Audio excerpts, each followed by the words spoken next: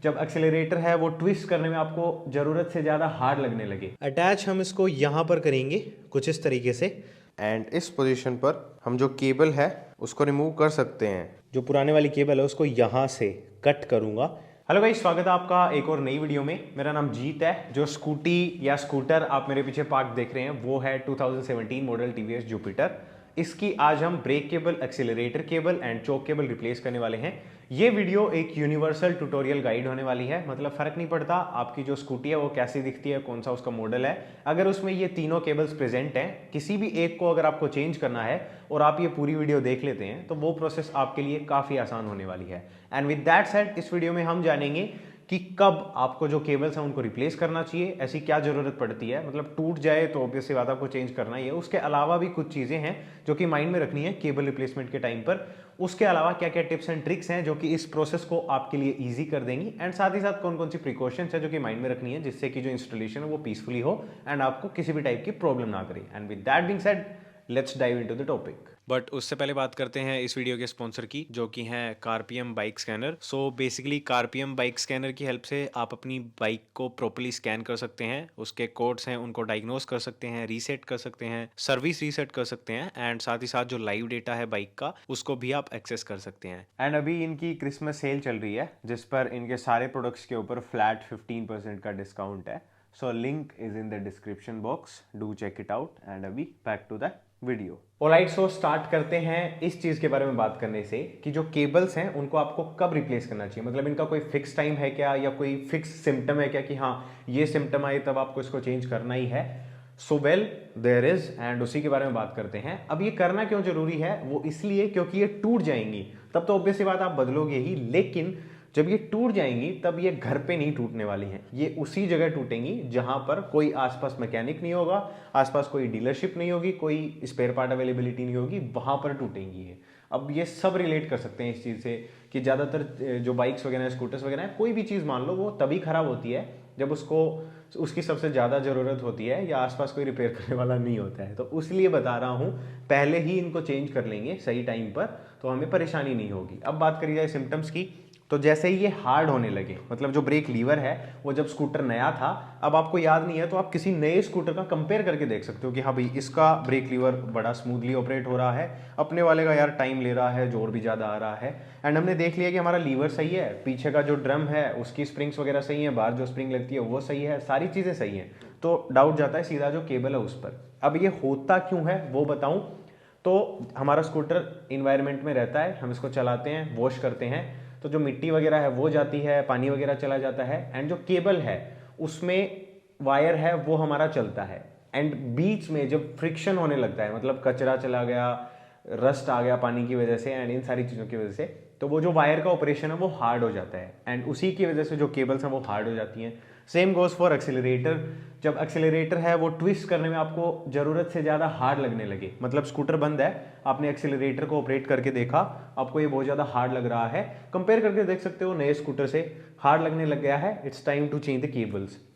उसके अलावा भी बहुत सारी चीज़ें हैं बट अभी केबल्स की बात हो रही है। अब चेंज करना जरूरी इसीलिए है। अब कुछ लोग बोलेंगे कि भाई हार्ड हो गया है, हम है ना काम चला लेंगे, हमें पैसा नहीं खर्च करना है, तो वही बात है ना यार, हार्ड होने की वजह से क्या होगा कि जोर ज़्यादा आ रहा है आपको भी और उस केबल को भी बेचारे को, और वो इतना जो फोर्स है उसके लिए नहीं बनी है, वो स्मूथली ऑपरेट करने के लिए बनी है। तो अगर उस पर एक्सेसिव फोर्स लग रहा है तो उसका फ्रिक्शन भी ज़्यादा होगा, उसके टूटने का खतरा भी उतना ही ज़्यादा होगा। तो इसीलिए टाइम पर इन चीज़ों को चेंज करना जरूरी है। सेम गोज फॉर चोक। चोक टूट जाता है, काफ़ी लोग लापरवाह होते हैं, चोक को चेंज नहीं कराते हैं क्योंकि वो रोज़ यूज़ नहीं होता है, लेकिन जिस दिन होता है ना उस दिन हालत ख़राब हो जाती है। कुछ ऐसी सिचुएशंस होती हैं, ऐसे सर्कमस्टांसेस होते हैं जब चोक के बिना जो व्हीकल है वो स्टार्ट ही नहीं होता है, एंड उस टाइम पर आपको याद आता है कि यार 100 रुपए की केबल थी, डलवा लेते तो बढ़िया था, आज तो परेशान हो गए। हर चीज़ के बारे में वही एज आई सेड अप्लाई होता है, तो इसलिए इनको चेंज करना जरूरी है। अब कुछ लोग बोलेंगे कि भाई लुब्रिकेट करके भी चलाया जा सकता है, तो देखो अगर आप पुराना इंजन ऑयल यूज़ कर रहे हो केबल्स को ऑपरेट करने के लिए तो वो अच्छा नहीं है, क्योंकि उसमें कंटेमिनेशंस हैं। वो एक बार के लिए जो केबल है उसको स्मूथ कर देगा, लेकिन 2-4 दिन बाद फिर से वही सिचुएशन आ जाएगी, वो केबल वैसे ही हार्ड हो जाएगी। हालांकि कुछ तरीके हैं जिनसे जो केबल है उसको स्मूथ करा जा सकता है, वो है फॉर एग्जांपल WD-40 यूज़ करके। अब WD-40 की जो बोतल आती है ना छोटे वाली भी, वो मेरे ख्याल से 80 या 100 रुपये की आती है। उससे क्या होगा, आपकी जो केबल है वो स्मूथ चलेगी, लेकिन वो पूरी बोतल खाली करोगे ना तब जाकर के सारा कचरा एक केबल से निकलेगा। उसको मल्टीप्लाई करो 3 से, तो कितने हो गए 240 रुपीज़, 400 रुपीज़ के समथिंग में तीनों केबल्स आ जाएंगी। तो इसलिए बेसिक मैथ करनी जरूरी है। प्लस में WD-40 से वो सिर्फ क्लीन हुआ है, ओवर द टाइम हमने यूज़ करी हैं केबल्स को, उसकी वजह से केबल्स स्ट्रेच हो गई हैं, कमज़ोर पड़ चुकी हैं, वो WD-40 ठीक नहीं करेगा, तो उसके टूटने के चांसेस अभी भी हैं। तो इसलिए बेटर है ना यार कि इनको चेंज ही कर देते हैं, क्योंकि ये टच पॉइंट्स हैं, ये टच पॉइंट्स हैं। हैंडल ग्रिप हो गई, ब्रेक लीवर हो गया, ये वाला ब्रेक लीवर हो गया, एक्सेलरेटर हो गया, चोक हो गया, ये टच पॉइंट्स हैं। ये अगर आप चेंज करते हो तो जो आपका स्कूटर आपको नया जैसा लगने लगेगा, क्योंकि थ्रोटल एकदम स्मूथ हो जाएगा, एकदम मस्त चलेगा ये। तो आपको ऐसा लगेगा कि पिकअप बढ़ गया है। कई बार आपको अगर ऐसा लगता है ना कि आपके स्कूटर का पिकअप डाउन हो गया है, लेकिन इसकी परफॉर्मेंस सही है, वाइट स्मोक नहीं दे रहा है, मतलब कोई भी इशू नहीं है, बट आपको मेंटली लग रहा है कि यार इसका पिकअप कम हो गया है, वो इसीलिए लग रहा है क्योंकि जो एक्सेलरेटर है वो, दिमाग क्या कहता है कि मैं इसको घुमाऊंगा और रिस्पॉन्स आएगा। अब वो घुमाने में ही जोर आ रहा है, तो हमें ऐसा लग रहा है कि ये जोर हमें नहीं आ रहा है, स्कूटर को आ रहा है, स्कूटर में प्रॉब्लम है। एंड मैंने काफ़ी लोगों की प्रॉब्लम केबल चेंज करके सॉल्व करी है, जो कि कार्बोरेटर तक चेंज करा चुके थे कि भाई मेरी बाइक पिकअप नहीं दे रही, मेरा स्कूटर पिकअप नहीं दे रहा। तो इसलिए बोल रहा हूँ, अवेयरनेस जरूरी है, इसीलिए ये वीडियोस में बनाता हूँ। तो इस बात पर लाइक कर दो। अभी बकबक बहुत हो गई है, पर इन्फॉर्मेशन जरूरी थी इसलिए बोल रहा था। अब सीधा अपनी जो डिसमेंटलिंग की प्रोसेस है, मतलब ये जो केबल्स हैं इनको चेंज करने के लिए हमें कौन कौन से पार्ट्स चेंज करने पड़ेंगे, उसकी तरफ मूव ऑन करते हैं। तो जो फर्स्ट पार्ट हम रिमूव करेंगे वो होगी हमारी ये वाली हाउसिंग, जो कि हेडलाइट को भी होल्ड करके रखती है। तो इसको रिमूव करना इसलिए ज़रूरी है बिकॉज जो हमारा रियर ब्रेक का जो भी मैकेनिज्म है वो इसी में है। एंड अगर आप फ्रंट ब्रेक केबल रिप्लेस करने वाले हैं, अब इस केस में ये डिस्क है इसलिए वो मैं शोकेस नहीं करूँगा, लेकिन रियर चेंज कर लेंगे तो आप फ्रंट भी कर लेंगे। तो इसका भी मैकेनिज्म अंदर ही होगा। Same goes for the accelerator area. हालांकि इसमें थोड़ा बहुत यहाँ से एक्सेसिबल है, बट कंफर्टेबली एक्सेस करने के लिए ये रिमूव करना ही पड़ेगा। तो सबसे पहले इसको रिमूव करेंगे, एंड इसको रिमूव करना काफ़ी ईजी है। आपको टोटल 6 जो स्क्रूज हैं उनको रिमूव करना है। सबसे पहले जो मिरर्स हैं उनको निकालना है, उसके बाद में 1 2 3 4 5 एंड 6 जो स्क्रूज हैं उनको निकालेंगे, एंड जो फ्रंट है वो आउट हो जाएगा। उसके बाद में एक्सेलरेटर के केस में हमें मे बी ये वाला जो एरिया है इसको भी रिमूव करने की ज़रूरत पड़ सकती है, बट वो हम बाद में देखेंगे। अभी के लिए जो फ्रंट है उसको निकालते हैं।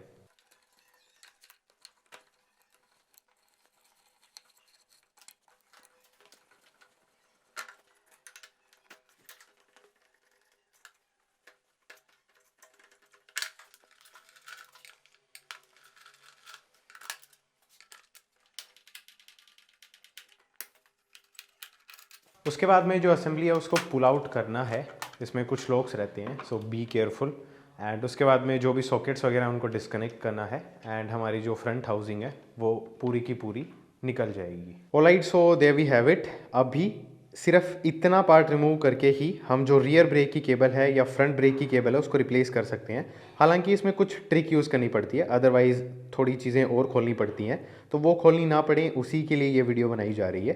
खैर, अभी सबसे पहले जो ब्रेक केबल है वो रिप्लेस करते हैं, ताकि जिनको ब्रेक केबल रिप्लेस करनी है वो सिर्फ इतनी ही प्रोसेस करें, फिर अपनी ब्रेक केबल रिप्लेस करें and you are good to go. जिसके लिए हम जो केबल है उसको पीछे की साइड से, ड्रम की साइड से फ्री करेंगे। तो सबसे पहले जो एडजस्टिंग नट है उसको ऑल द वे रिमूव करेंगे। ये स्प्रिंग रिमूव करनी है, ये क्लैंप रिमूव करना है। आगे की साइड यहाँ पर एक स्प्रिंग लगी हुई है, उसको निकालने की कोशिश करेंगे अगर निकलती है तो, या फिर देखेंगे कि हमारी जो रिप्लेसमेंट केबल है, जो नई केबल है, उसके साथ ये स्प्रिंग आई है या नहीं, फिर देखेंगे इसका क्या करना है। अभी के लिए जो एडजस्टिंग नट है उसको रिमूव करना है। एंड इसकी एक ट्रिक है, क्योंकि ज़्यादातर केसेस में इसमें मिट्टी वगैरह फंस जाती है इसके थ्रेड्स में, एंड फिर इसको रिमूव करना थोड़ा मुश्किल हो जाता है। तो एक वायर ब्रश या नॉर्मल ब्रश की हेल्प से सबसे पहले इसको क्लीन कर लें थोड़ा सा। उसके बाद में WD-40 लगा दें इस पर। ज़्यादा टाइट है तो 2-3 दिन लगा के रखना है WD-40, अदरवाइज़ ये रिमूव हो रहा है तो बहुत अच्छी बात है। तो यहाँ पर मैं इसको रिमूव करने की कोशिश कर रहा हूँ, एंड आई होप आप लोग देख पा रहे होंगे कि जो केबल है वो साथ में घूम रही है। तो उसके लिए यहाँ पर होल्ड करने के लिए 2 ऑप्शंस आपके पास। या तो आप नोज प्लायर की हेल्प से जो केबल में ये वाला सेक्शन है, आई होप आपको दिख रहा हो, होल्ड कर सकते हैं, या फिर इसमें यहाँ पर एक नट टाइप बना करके दे रखा है, जिसमें इस केस में 8 मिलीमीटर का जो स्पैनर वो लग रहा है। तो इसको लगा करके इस केबल को होल्ड रखेंगे एंड अभी जो एडजस्टर नट है उसको रिमूव करके देखते हैं एंड अभी ये रिमूव हो रहा है। एंड अगर वर्स्ट केस सिनेरियो आपके साथ हो जाए, ये ना खुले, तो आपको यहाँ से कटर या ग्राइंडर की हेल्प से इसको काटना पड़ेगा। बट मेक श्योर ये जो स्प्रिंग है इसको आप कट ना करें, अदरवाइज़ आपको रिप्लेसमेंट स्प्रिंग है वो भी परचेज करनी पड़ेगी। तो अभी जो एडजस्टिंग नट है उसको ऑल द वे रिमूव कर लेते हैं। ऑलराइट, सो ये हो गया रिमूव। अभी जो स्प्रिंग है उसको निकाल लेते हैं एंड अभी ये जो 10 मिलीमीटर का बोल्ट है जो कि इस क्लैंप को होल्ड करके रखता है, इसको निकाल लेंगे। एंड अभी ये जो केबल है इसका जो ये क्लैंप है इसमें से निकाल लेंगे। So there we have it.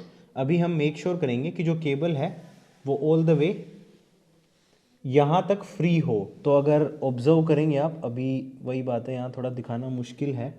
यहाँ पर ये एक क्लैंप लगा हुआ है जिसको अभी मैंने सीधा करा है, तो इसमें ये केबल फंसी हुई थी। तो अभी अगर हम केबल को ऑपरेट करना चाहें तो केबल बिल्कुल फ्री हो चुकी है। There we have it.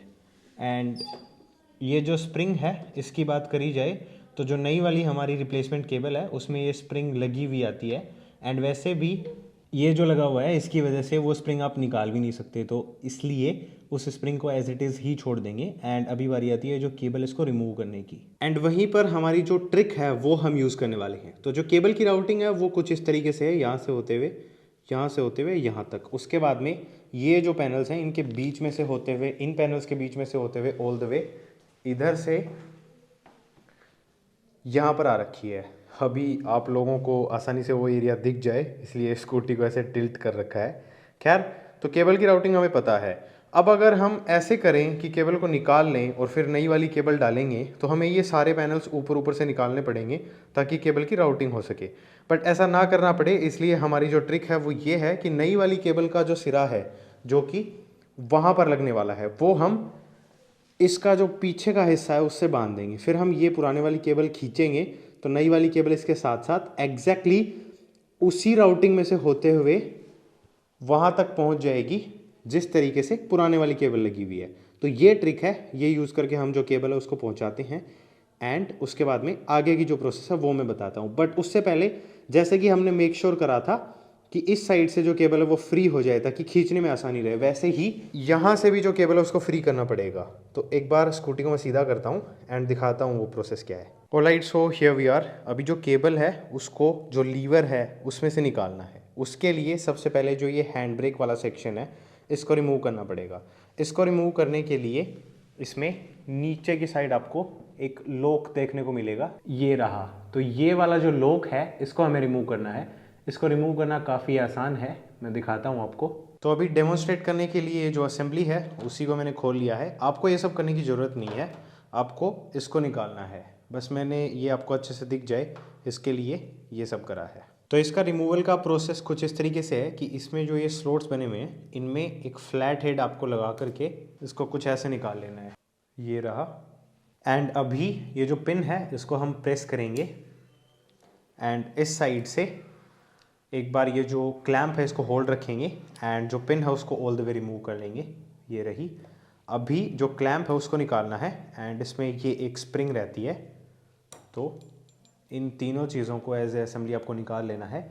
अगर आपके स्कूटर में ये फीचर नहीं है तो ये सरदर्दी आपकी कम हो जाएगी। एंड अभी जो केबल है उसको अलग करने के लिए केबल का ये जो हिस्सा है इसको हमें लीवर में से निकालना है। तो उसके लिए सबसे पहले लीवर को पूरा प्रेस करेंगे जितना हम कर सकते हैं, फिर केबल को पकड़ेंगे एंड केबल को बाहर की साइड पुल करेंगे। तो ये आ गया। अभी ये जो स्लॉट है इसमें से केबल निकल जाएगी एंड अभी यहाँ से ये ऐसे अलग हो जाएगी। तो ये लटकेगा नहीं क्योंकि आपको इसको निकालना नहीं है एज आई सेड। तो इसको एक बार मैं नीचे रख देता हूँ एंड हमारी जो केबल है वो यहाँ से तो फ्री हो गई है बट अभी इसको यहाँ से और फ्री करना है। एंड अभी यहाँ पर एक ये जिप टाई लगी हुई है जिसने केबल को होल्ड कर रखा है। तो जनरली ये जो जिप टाइज आती हैं ये एडजस्टेबल एंड रीयूजेबल होती हैं। तो इसमें यहाँ पर क्लैंप आता है, उसको आप पुश करके जो जिप टाई है उसको एडजस्ट कर सकते हैं। बट बिकॉज ये स्कूटी बहुत पुरानी है एंड किसी भी रीज़न की वजह से ये जो जिप टाई है ख़राब हो चुकी है, तो इसलिए मैं इसको कट कर रहा हूँ यहाँ से। हालांकि यहाँ पर जिप टाई हमें लगानी है, तो ये सेम मिल जाए तो बहुत अच्छी चीज़ है, अदरवाइज़ जो नॉर्मल जिप टाइज हम यूज़ करते हैं वो यूज़ कर सकते हैं। ब्रेक का जो स्विच है वो भी इस जिप टाई से होल्ड था, तो वो भी याद रखना है लगाते टाइम। एंड अभी जो हमारी केबल है वो फ्री हो चुकी है एंड इसको आप मूव भी कर सकते हैं एज यू कैन सी। तो अभी हमारी जो ट्रिक वाली प्रोसेस है वो करते हैं। तो ये रही हमारी पुराने वाली केबल एंड ये रही हमारी replacement cable, there we have it. And ये रही वो स्प्रिंग जिसकी मैं बात कर रहा था। तो अभी इसका ये वाला जो हिस्सा है इसको इसके इस वाले हिस्से के साथ हम अटैच कर देंगे।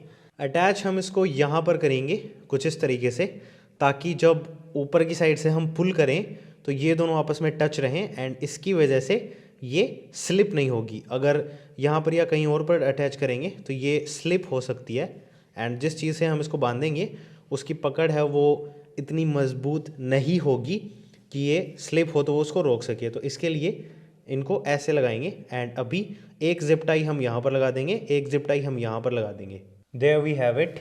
इनके जो सिरे हैं उनको काट दिया है, थोड़ी सी यहाँ पर टेप लगा दी है ताकि ये ज़्यादा हिले डुले ना, एंड थोड़ी सी इसका जो फेस है उस पर टेप लगा दी है ताकि जब इसको खींचें तो ये कहीं पर अटके ना, थोड़ा सा इसका जो एज है वो स्मूथ हो जाए। तो अभी इस केबल को खींचना है इस साइड से एंड ये जो केबल है इसको यहाँ तक लेकर के आना है। नई वाली की बात कर रहा हूँ मैं। सो हियर वी गो, आगे की साइड से पुल करते हैं। एंड अगर आपको थोड़ा सा भी ये फील हो कि केबल कहीं पर अटक रही है तो नीचे की साइड से जो नई वाली केबल है उसको आप पुश करिए, जिससे कि थोड़ा सा सपोर्ट है वो प्रोवाइड होगा।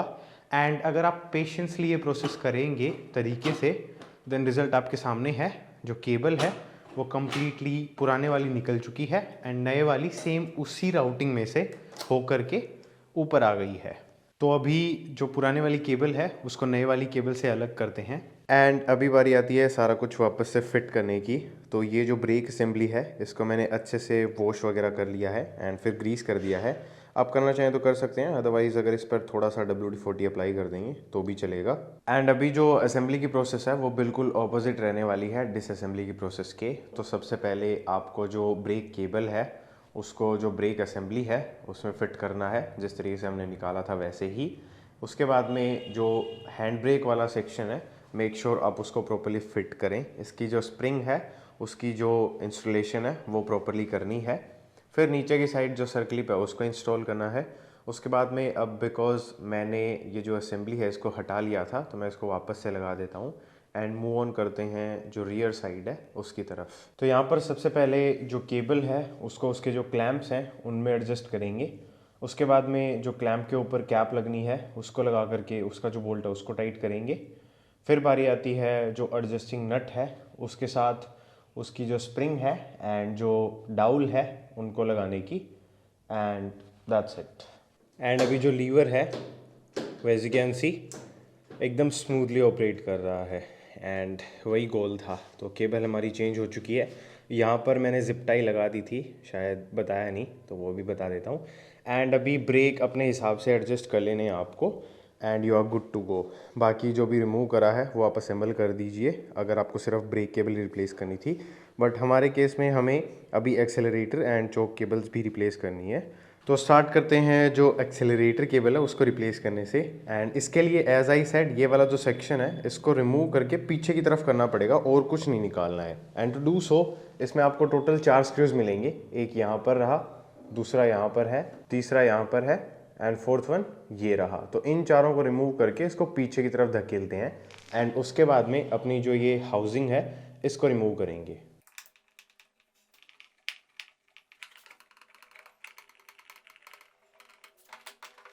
तो अभी सबसे पहले जो हाउसिंग है उसमें नीचे की साइड केबल को होल्ड करने के लिए एक स्क्रू लगा हुआ है। सबसे पहले उसको लूज करके रिमूव कर लेंगे एंड उसके बाद में उसके जस्ट पास में एक 8 मिलीमीटर का नट दिखेगा, उसको होल्ड करके रखना है।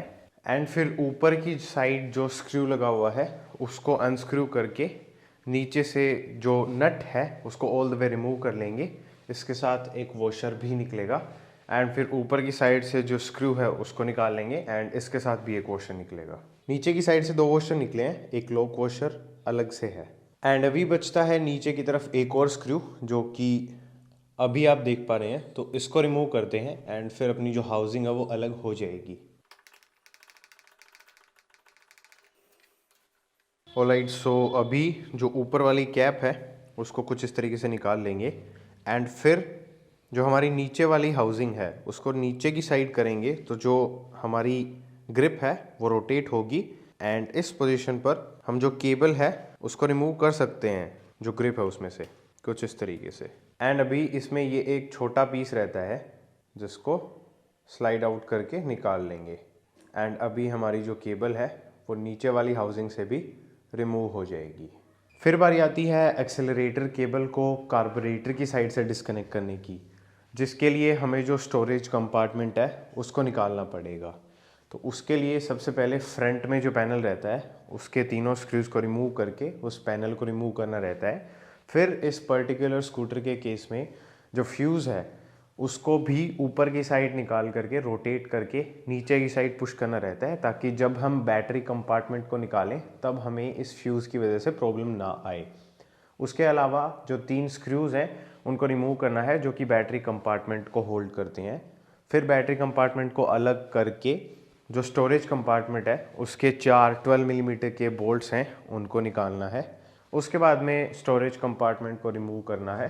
रिमूव करते टाइम एक चीज़ माइंड में रखें कि अगर कोई एसेसरी जैसे कि यूएसबी चार्जर वगैरह लगा हुआ है, जो कि इस केस में डिस्कनेक्टेड था, बट अगर आपके केस में वो लगा हुआ है तो आप उसको डिस्कनेक्ट कर लें।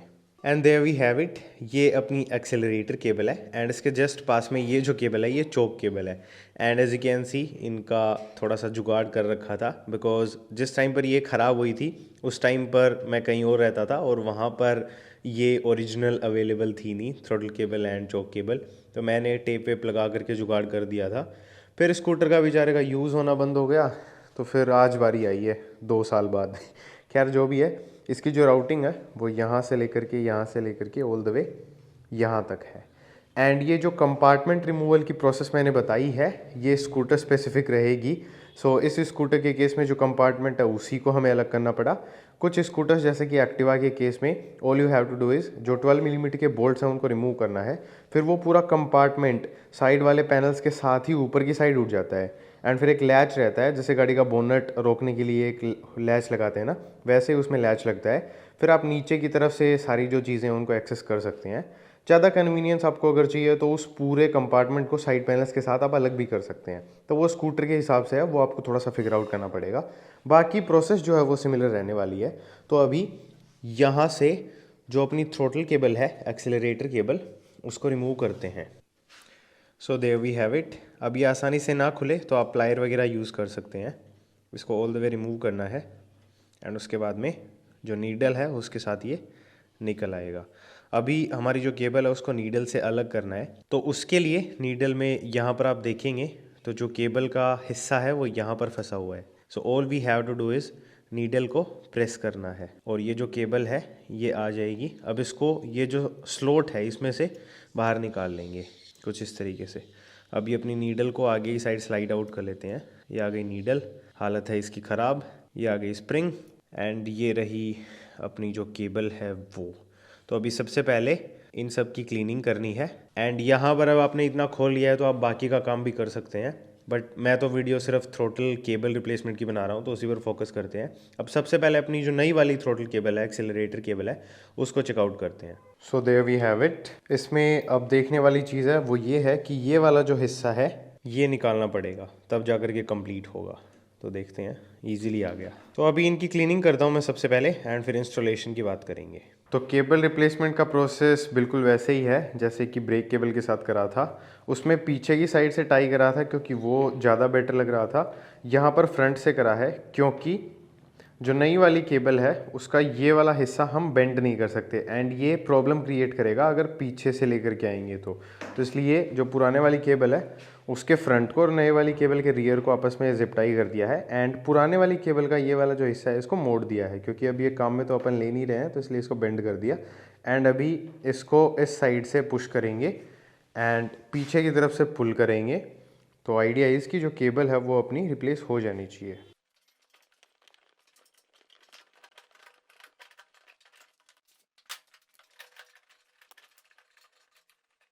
Alright, so there we have it. अब इसमें बेंड थोड़ा ज़्यादा है, इसलिए थोड़े से एफर्ट ज़्यादा लगाने पड़ते हैं, बट अगर पेशेंस से काम में लेंगे तो किसी भी स्कूटर में इसी मेथड से आप जो केबल रिप्लेसमेंट है वो कर पाएंगे। तो अभी इसकी जो फिटिंग है वो करते हैं। तो फिटिंग करते टाइम वही है, सबसे पहले जो क्राउन है उसको लगाना है, उसके बाद में जो थ्रोटल केबल है उसका जो सिरा है उसको नीडल में से पास थ्रू करना है, उसके बाद में नीडल को वापस कार्बोरेटर में लगा करके टाइट कर देंगे।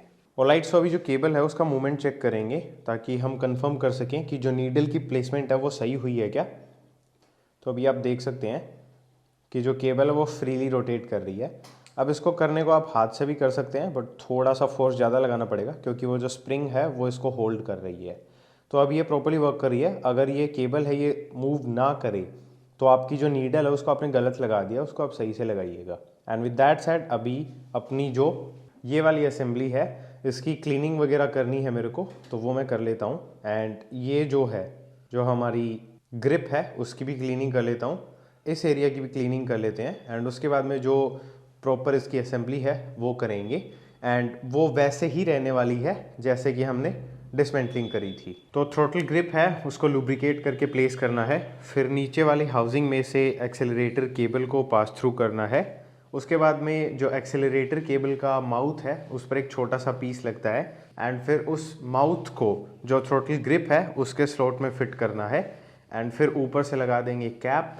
कैप को लगाने के बाद में जो स्क्रू है ऊपर की साइड एक वॉशर के साथ लगाएंगे, नीचे की साइड उसमें एक नॉर्मल वॉशर एंड एक लो वॉशर लगेगा। फिर इसको कर देंगे टाइट। उसके बाद में जो एक्सेलरेटर केबल का क्लैंप है उसका जो स्क्रू है उसको लगा करके टाइट करना है, एंड उसके जस्ट पीछे की तरफ एक स्क्रू और लगता है जो कि हाउसिंग को एक्स्ट्रा होल्ड प्रोवाइड करता है। सो मेक श्योर आप उसको लगाना भी ना भूलें। एंड अभी एक बार इसका जो ऑपरेशन है वो चेक करो यार, कितना तो ये स्मूथ हो गया है, एंड इसकी जो रिटर्न है वो भी एकदम प्रिसाइज है। तो पहले ये यहाँ पर अटक जाता था एंड इसको ऑपरेट करना भी बहुत डिफ़िकल्ट हो रहा था, एंड अभी एकदम स्मूथ हो गया है। तो अभी स्कूटर को जो चलाने का एक्सपीरियंस है वो काफ़ी बेटर हो जाएगा। एंड विद दैट सेड अपनी जो थ्रोटल केबल की इंस्टॉलेशन है वो कंप्लीट होती है। अब अगर आप थ्रोटल केबल ही इंस्टॉल कर रहे हैं तो आप सारी चीज़ें वापस से फिट कर दीजिए। अपने केस में अभी अपने को मूव करना है जो चोक केबल है उसके रिप्लेसमेंट पर, तो उसके लिए सबसे पहले जो नोज़ है फ्रंट वाली उसको रिमूव करना पड़ेगा। इस स्कूटर के केस में नोज़ को रिमूव करने के लिए दो ये 10 मिलीमीटर के बोल्ट्स हैं, इनको निकालना है। एंड उसके बाद में इस साइड टोटल 4 स्क्रूज, एक ये रहा, दूसरा ये रहा, एंड ऐसे ही दो सेम दूसरी साइड है, तो उनको निकालना है। एंड उसके बाद में ये जो नोज़ है ये रिमूव हो जाएगी।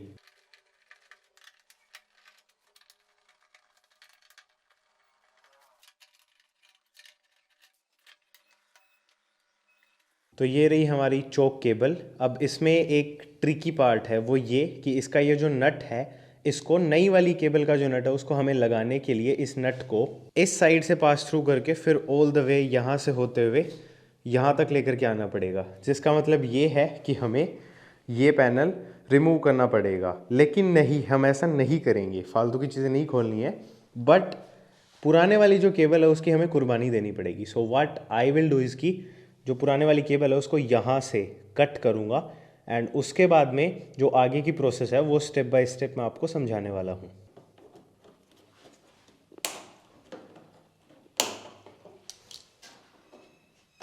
सो केबल कट हो गई। अभी ये वाला जो नट है ये 17 मिलीमीटर का है जिसको मैंने लूज़ कर लिया है। अब इसको ऑल द वे रिमूव करके दिखाता हूँ आप लोगों को।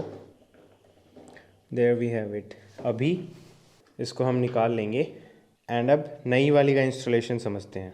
सो ये रही अपनी नई वाली केबल, एंड इसमें ये जो नट है इसको हमें रिमूव करके ऑल द वे यहाँ से निकालना पड़ेगा।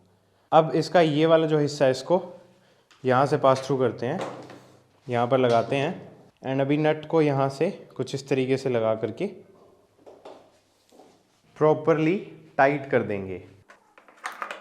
एंड अभी कार्बोरेटर की साइड से जो पुराने वाली केबल है उसको रिमूव करेंगे। तो ये जो नट है ये 14 मिलीमीटर का है, इसको मैंने लूज़ कर लिया था। तो अभी इसको ऑल द वे रिमूव करते हैं। There we have it. And अभी नई वाली केबल को पुराने वाली केबल का जो सिरा है उससे अच्छे से बांध दिया है। अब बिकॉज़ इसके पास कुछ ग्रिप करने को नहीं है नई वाली केबल को, तो उसकी वजह से जो जिप टाइज हैं वो ज़्यादा यूज़ करी हैं एंड हमें बहुत ही केयरफुली इसको ऑल द वे पुश करना है। तो प्रोसेस अगेन सेम है, इस साइड से पुश करेंगे, इस साइड से पुल करेंगे एंड जो केबल है वो यहाँ तक आ जाएगी, तब रुक जाएंगे।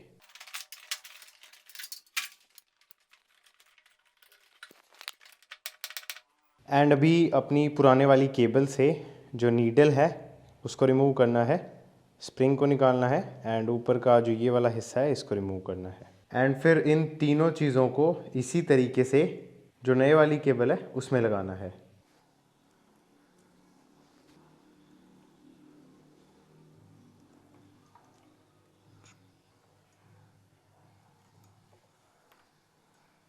तो अभी इसको वापस से लगा देते हैं, जिसके लिए सबसे पहले जो कार्बोरेटर की बॉडी पर इसकी ओरिंग लगी हुई है उसको वहाँ से निकाल करके इसका जो थ्रेड वाला सेक्शन है उससे पीछे इसमें एक स्लॉट है ओरिंग का, वहाँ पर लगाएंगे।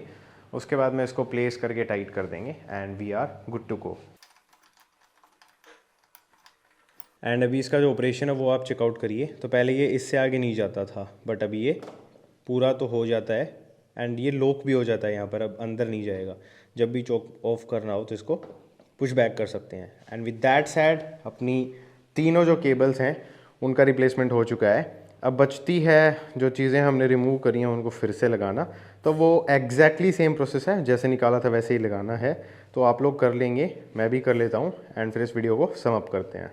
Alright, so done with the assembly. अभी इसका एक मिरर टूटा हुआ था तो वो रिप्लेस कर दिया एंड उसी के साथ जाते जाते फिर से मैं तो यही बोलूँगा गाइस कि कंट्रोल केबल्स के साथ कॉम्प्रोमाइज़ मत करना। एंड विद दैट सेड इस वाले वीडियो में इतना ही था। आई होप इस वीडियो से आपको काफ़ी कुछ सीखने को मिला होगा। अगर ऐसा है then do like the video, drop down a comment and share it with your friends. उसके अलावा जो भी टूल्स प्रोडक्ट्स मैंने इस वीडियो में यूज़ करे हैं उनका आपको डिस्क्रिप्शन में लिंक मिल जाएगा, डू चेक देम आउट।